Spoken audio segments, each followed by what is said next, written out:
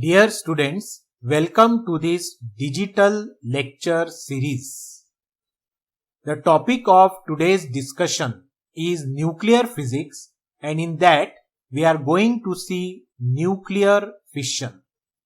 Remember, fission is the process where a large nuclei breaks down into two or more components and a large amount of energy is released in this particular process.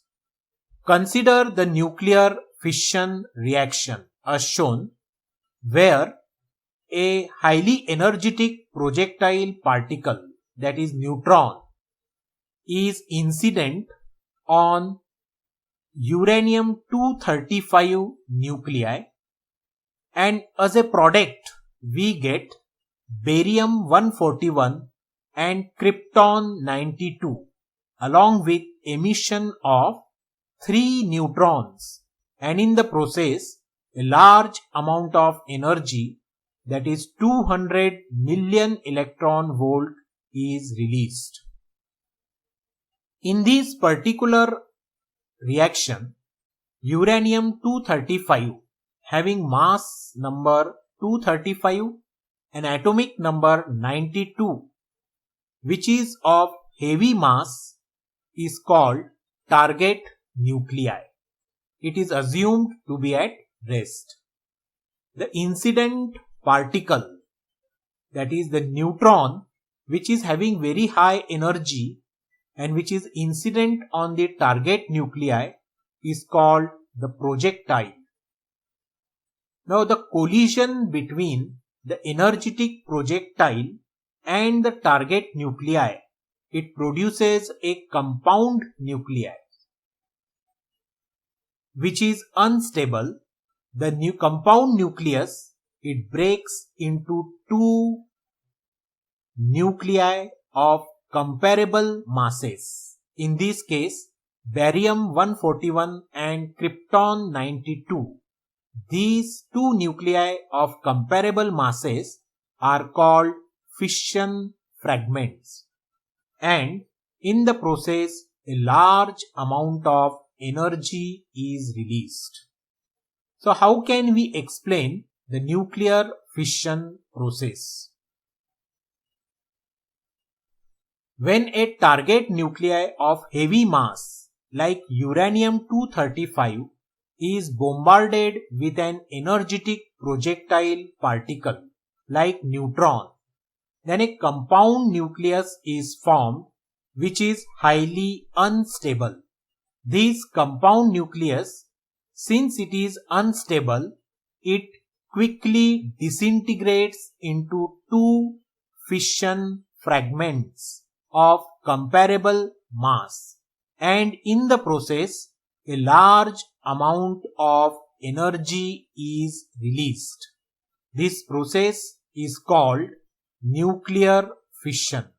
As an example, bombardment of a heavy nuclei uranium-235 by projectile particle neutron to produce fission fragments of barium-141 and krypton-92 along with emission of 3 neutrons and release of 200 million electron volt of energy is an example of nuclear fission. Now, we have seen that there were two models which explained a nucleus: the nuclear shell model and the liquid drop model. Out of this, the disadvantage of nuclear shell model was that it was unable to explain the nuclear fission process. On the other hand, the liquid drop model could explain the nuclear fission process. So let's see how the liquid drop model could explain the nuclear fission process. So in this figure, we have taken the same nuclear reaction, that is bombardment of uranium-235. This is the target nuclei and it is bombarded with a projectile, that is highly energetic neutron.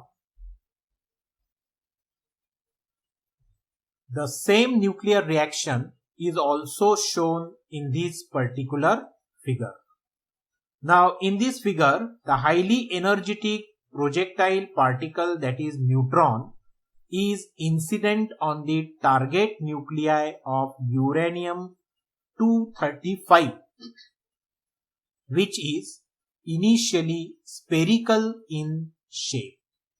Now after the collision between the projectile, that is the neutron, and the spherical nucleus of uranium-235, a compound nucleus of uranium-236 is formed.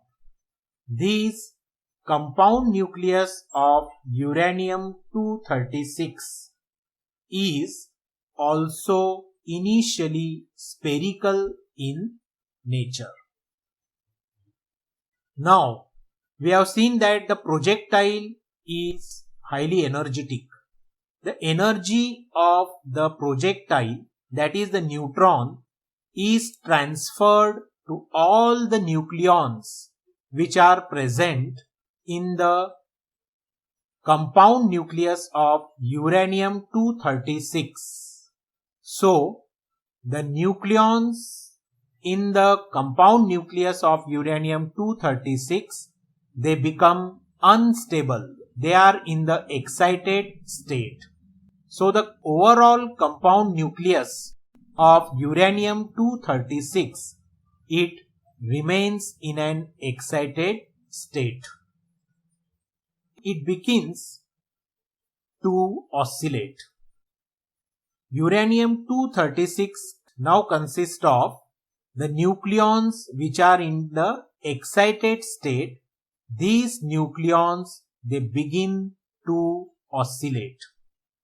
When the amplitude of oscillation becomes very large, then the compound nucleus, which was initially spherical in shape, that compound nucleus now becomes non-spherical, or it is spheroidal in shape.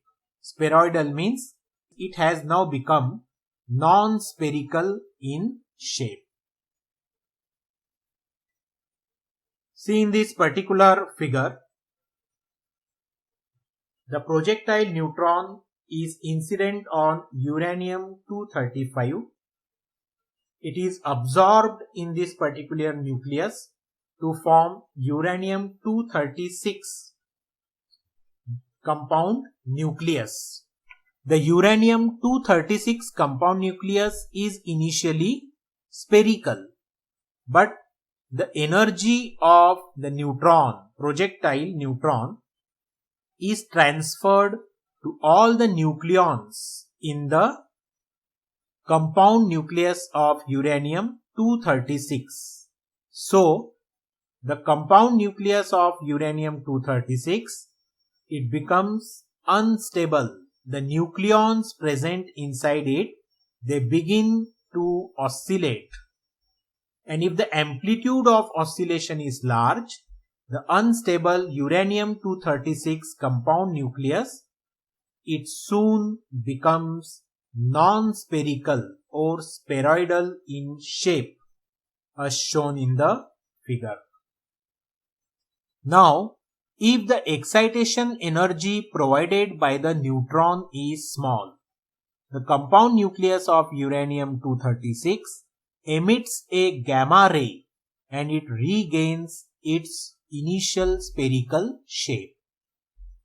But what happens if the excitation energy provided by the projectile neutron is very large? In that case, the compound nucleus, it soon attains a dumbbell shape. This is the dumbbell shape.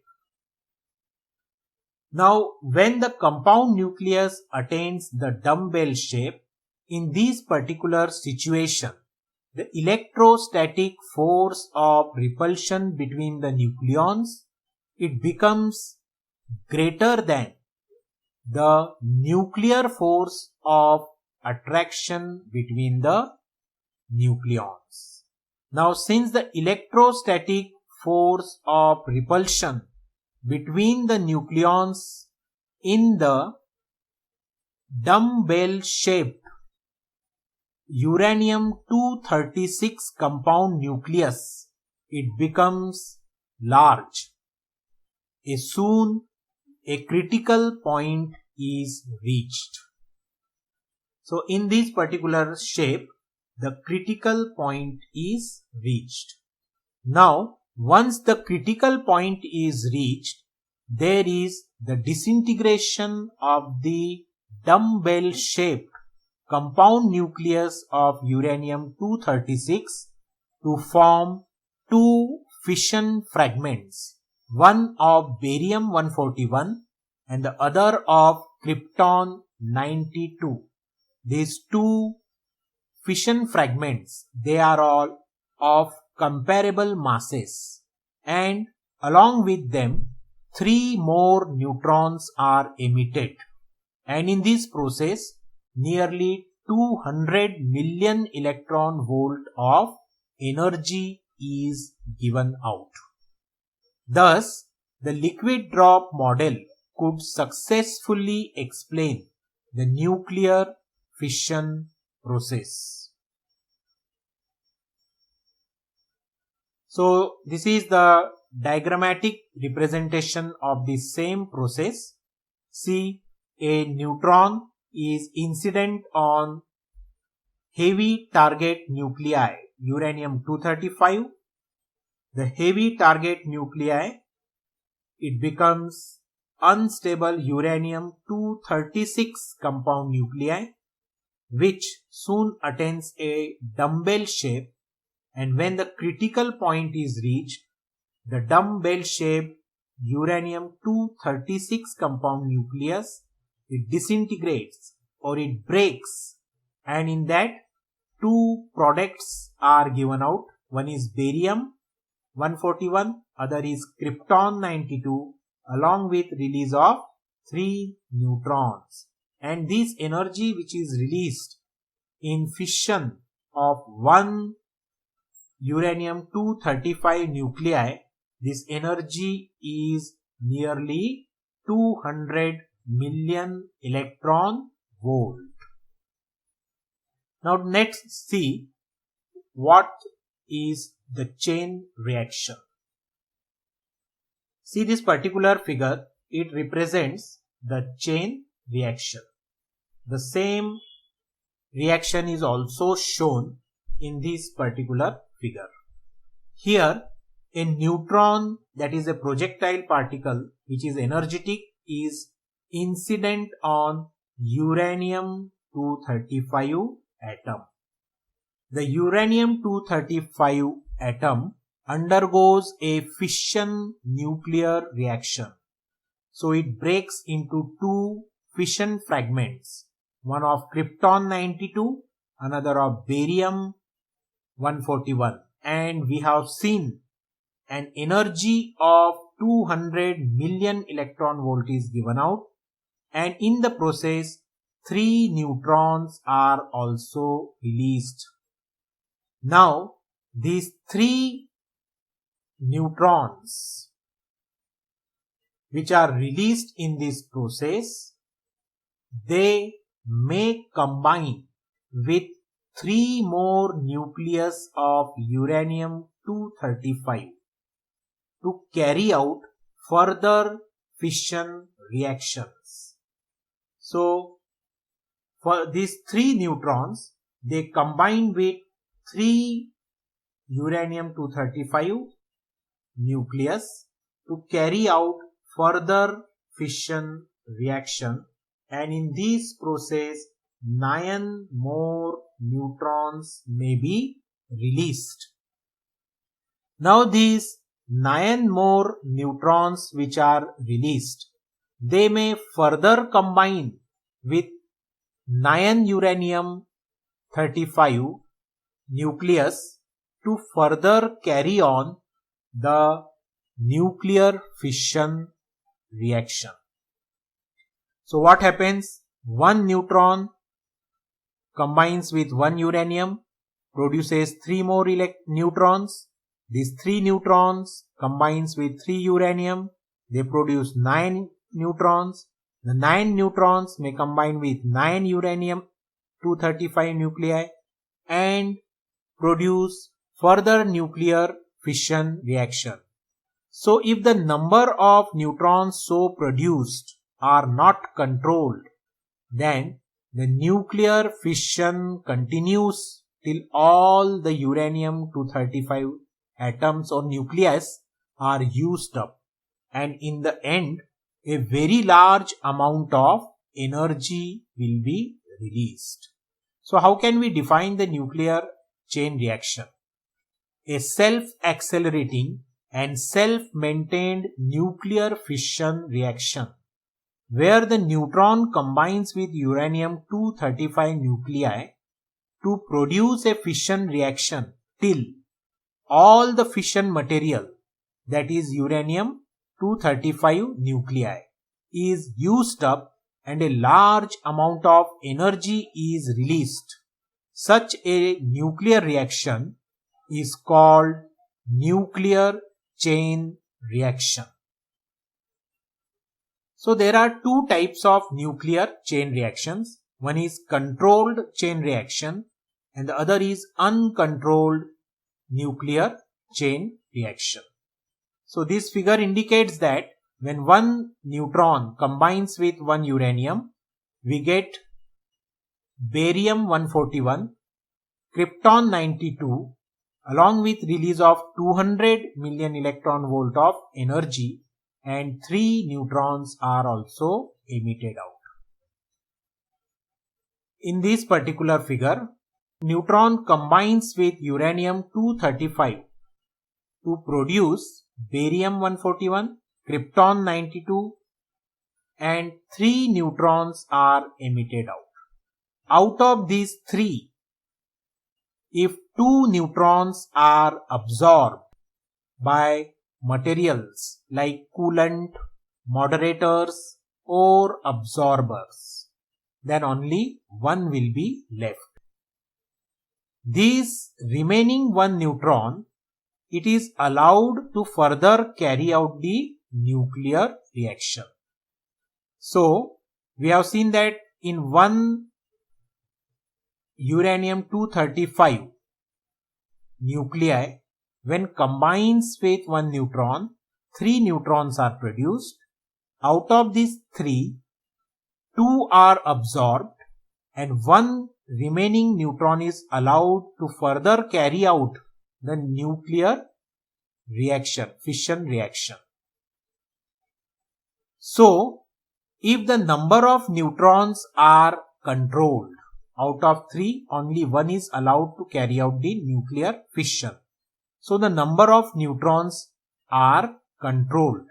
Then in this case, the energy that will be released, that will be controlled. Or in short, the nuclear chain reaction, it will be controlled or it will be carried out in a controlled manner. Such chain reactions are called controlled chain reaction and they take place or occur in the nuclear reactors. The another type of chain reactions are uncontrolled chain reaction. If fission of 1 uranium-235, we get 1 barium atom, 1 krypton and 3 neutrons are produced along with release of 200 million electron volt of energy. Now if the number of neutrons are not controlled, then what happens? These neutrons further combine with uranium-235 nucleus.